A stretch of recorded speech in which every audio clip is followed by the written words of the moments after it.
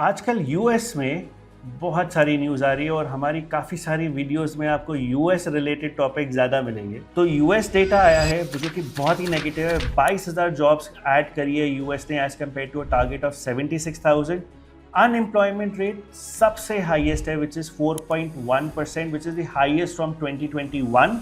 But in a massive blow to United States, the country's job growth further slowed in August, signaling an increased stress in the labor market. These numbers confirming that there is a slowdown happening in this jobs market. The United States added just 22,000 jobs in August, well below expectations of 75,000.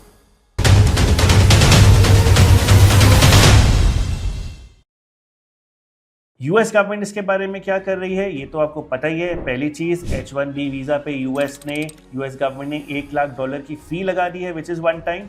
US President Donald Trump has signed a proclamation that would require a new annual $100,000 fee for H1B visa applicants. The country would rather not have to pay $100,000. But how do you do that? You hire Americans. So there's an incentive to hire Americans.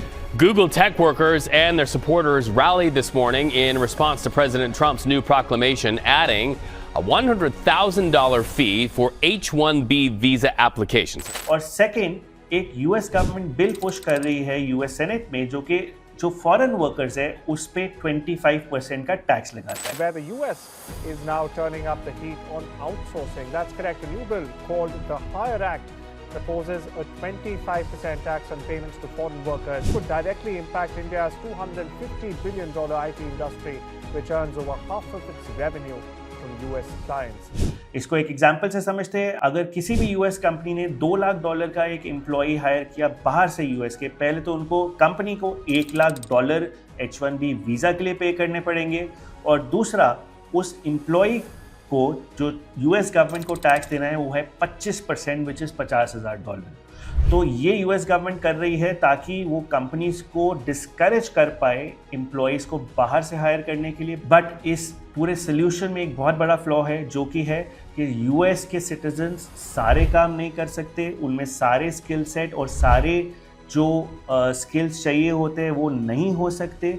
एक कोई भी open economy को बाहर से higher करने के लिए इतनी रिस्ट्रिक्शंस नहीं होनी चाहिए, वो अल्टीमेटली एक इकोनॉमी के लिए सही बात नहीं है। Like the video, subscribe to our channel if you liking the videos. Adios.